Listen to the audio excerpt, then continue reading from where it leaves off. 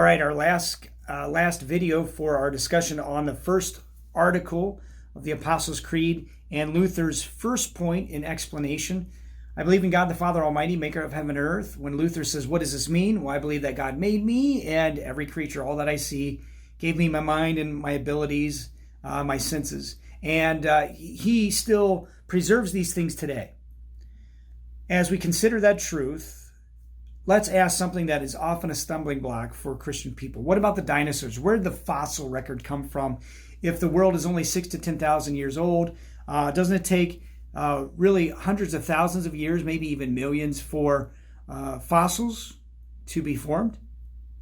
So in particular, some wonder about the dinosaurs and fossils, are tempted to believe that dinosaurs existed prior to humankind. But the Bible suggests from the creation account, Genesis 1, where God makes everything, and land animals on the sixth day, the end of that day, the crown of creation, humankind. The Bible suggests that dinosaurs and all land animals lived alongside humans or were made on the sixth day. What then would explain all the fossils we see and the extinction of so many animals over time? Again, I'm going to turn you over to a resource, answersingenesis.org. If you wanted to ask, and just type in the search bar there, what about fossils?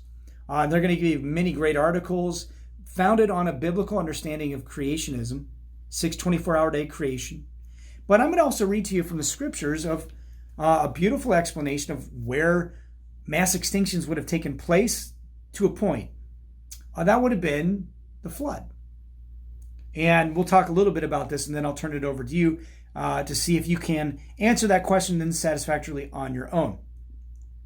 For 40 days, the flood kept coming on the earth, and the waters rose and lifted the ark high above the earth. So the waters continued to surge and rise greatly on the earth, and the ark floated on the surfaces of the waters. Finally, the waters completely inundated the earth, so that all the high mountains under all the heavens were covered. Genesis 7:17 through 19. That, of course, was the description of the historical account of the flood in Noah's day. Now, you remember that all the animals, 2 by 2s, would have gathered onto the ark, and male and female there, every kind of animal. So counting up all the various kinds that we've discovered in the world, we have about 50,000 kinds that we would suggest would happen, which would also answer an objection. A lot of people wonder, well, how would all those animals fit onto the ark that Noah built, which is about a football field and a half long and about 3 different levels? Well, if you only have 50,000 kinds, you could have actually fit all those animals on the ark, and in fact, just one level. And God miraculously would have brought them. So the whole thing is miraculous. God's preserving care is there, and he can do all things. He's the creator of all things, isn't he? So that kind of explains that. But you would notice this. Every other living creature not on that ark, so every human being and all the animals, they would have all been killed by the flood. And it's interesting that when we find fossils, we often find a lot of fossils together in the low-lying areas, and then other fossils, marine fossils, even so sea creatures in the highest of mountains. There is overwhelming evidence that the whole world was at one time flooded. So we've got that as far as a piece of evidence. And then we've got different things in history like Mount St. Helens eruption, which happened in the early 80s, and how there were fossils that were formed out of such a catastrophic event within just a few years. A whole forest petrified through something that was catastrophic and instant. We can only begin to imagine what a worldwide flood would mean for the plate tectonics, the different continents, how they would divide, how animals could be crushed in a moment and solidified, and then fossils formed very quickly after. All these things could be explained by something that we can't even begin to imagine, a worldwide flood.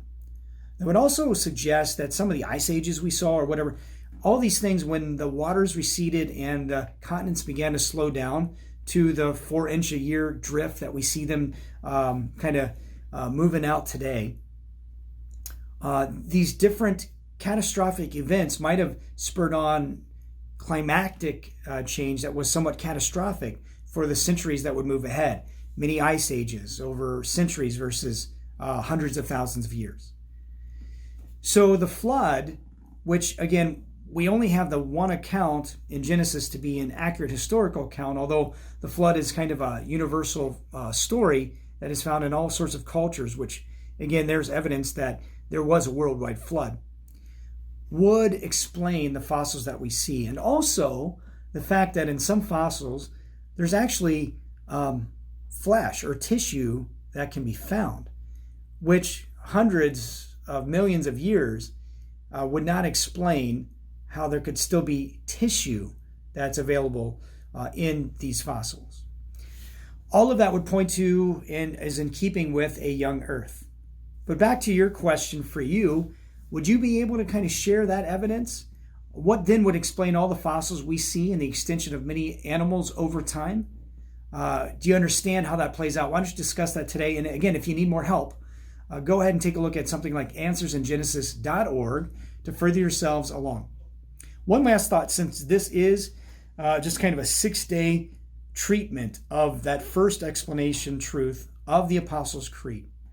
I hope that after a week's discussion or whenever you watch these videos, that it's impressed upon us how important it is to rightly see the world through God's eyes, through the Holy Scripture's eyes, and not to take in the junk food that even the brightest of minds in this world are serving up on a platter. The differences are in world perspectives, and the effect is on your very identity. If you don't know that God is your Father, then you can't truly know yourself. And if you can't truly know yourself, you lose out on your meaning and your purpose in this life, and you indulge yourself in all sorts of things that are harmful, not only to your body and to your life, but to your soul. And you can't really have long-lasting relationships with other people. So this is why it's so important that we have a right understanding of the world that we see and that we consume what is good for our souls, because that does affect our life. The Lord's blessings as you consider this truth today. Again, talk about that question. What then would explain all the fossils we see in the extinction of many animals over time?